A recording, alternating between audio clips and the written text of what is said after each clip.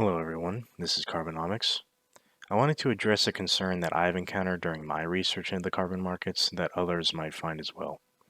As we're entering a likely recessionary environment, potentially stagflationary, what is really supporting the prices of carbon offsets and allowances?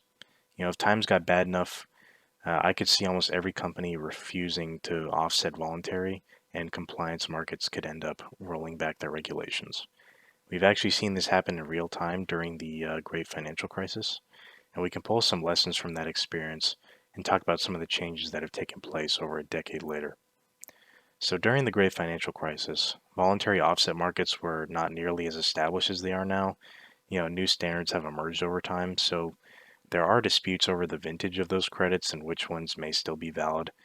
Um, but anyway, in both voluntary and compliance markets, when we saw emissions decline in the recession, this caused a massive oversupply of carbon credits.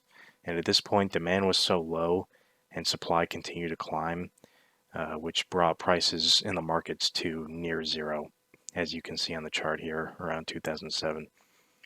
This led to the eventual creation of the Market Stability Reserve in the EU ETS and mechanisms in other exchanges as well to deal with the vast glut of credits that we had left over. As it currently stands, the markets are still in oversupply and slowly working through the effects of the great financial crisis. And this leads us to the question, why won't this happen again? What is going to support the prices of carbon credits this time around? And the answer to this question comes down to the modern response by the government, financial institutions, and consumers. As we have seen, especially in the first world, governments have been increasingly responsive to the concerns of climate scientists. Many countries have developed emissions trading schemes to allow free markets to help solve the climate crisis, and there are a variety of compliance markets being developed in nations that do not currently have them yet. There is still an appetite for this action even during this energy crisis. Now, if that sentiment will hold in a prolonged recession, that remains to be seen. But they have held on for a surprising amount of time, to me anyway. I thought governments would have been caving earlier. Various nations have set climate goals, and they understand that actions need to be taken immediately, or we will not be reaching the targets we have set for 2030 or 2050. If any markets are going to lose value, I'd honestly expect it to be the compliance markets over the voluntary space. This may sound surprising, but if you take into account who's currently buying on the voluntary markets, it might make more sense. Many of the large buyers at the moment are large tech companies or conglomerates that they honestly won't be in any danger because of this recession. Most of the companies that have fixed climate goals will definitely not want to walk those back either. Considering the increasing pressure by various forces, both within and outside these companies to maintain their obligations. With that said, as long as these compliance markets do not falter and change the rules of their cap and trade programs, demand is going to be supported through regulation.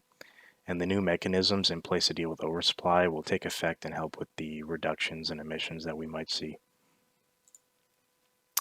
Now, at an institutional level, many of the boardrooms of large companies and investment firms have been setting requirements on greenhouse gas emissions.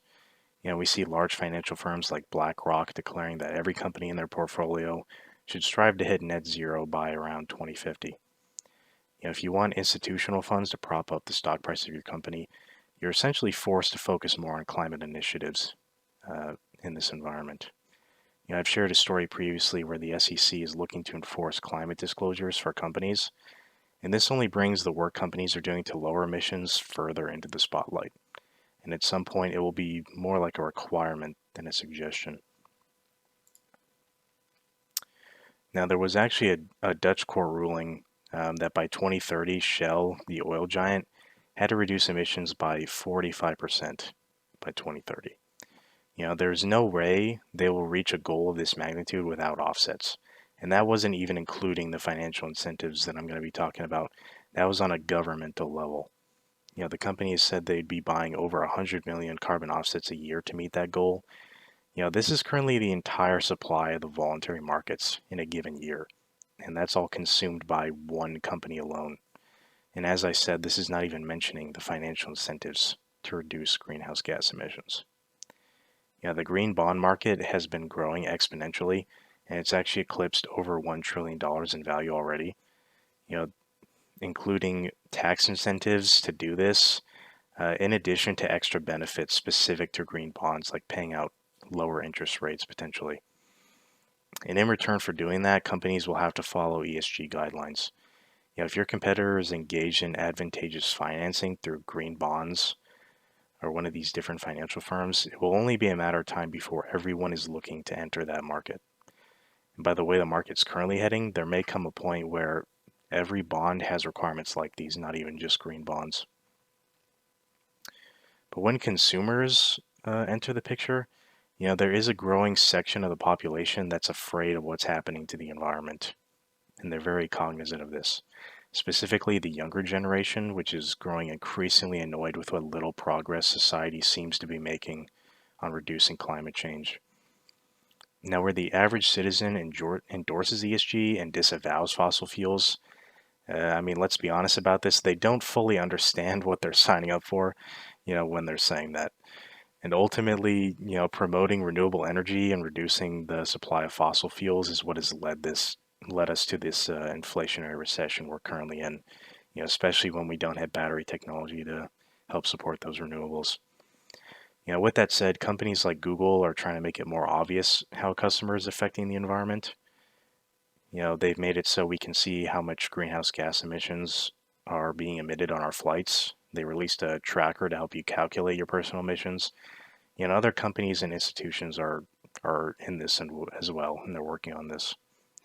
As a consumer becomes increasingly aware of the effect we have on the planet, and it's all the more prevalent these factors will be in finance and public discourse and all walks of life. Really, at the end of the day, this only helps to support carbon credit demand as more companies are feeling that pressure to reduce emissions and really toe the ESG line, if you will. So, in summary, the combination of government mandates, ESG's prevalence in financing from both a stock basis and a funding basis, and a growing influence of environmentalists on public companies is really what's going to help prop up, the carbon credit demand in all markets. We still see new companies announcing their plans to reach net zero, or even that they are entering the carbon credit markets in general, and even during this uncertain economic environment. So, when every voice within the markets is telling your company to move in a specific direction, it's really difficult to fight back against that. But with that said, this is going to be the end of the video. If you liked it, please remember to like, comment, and subscribe, and it would be definitely appreciated. Thanks for listening, guys.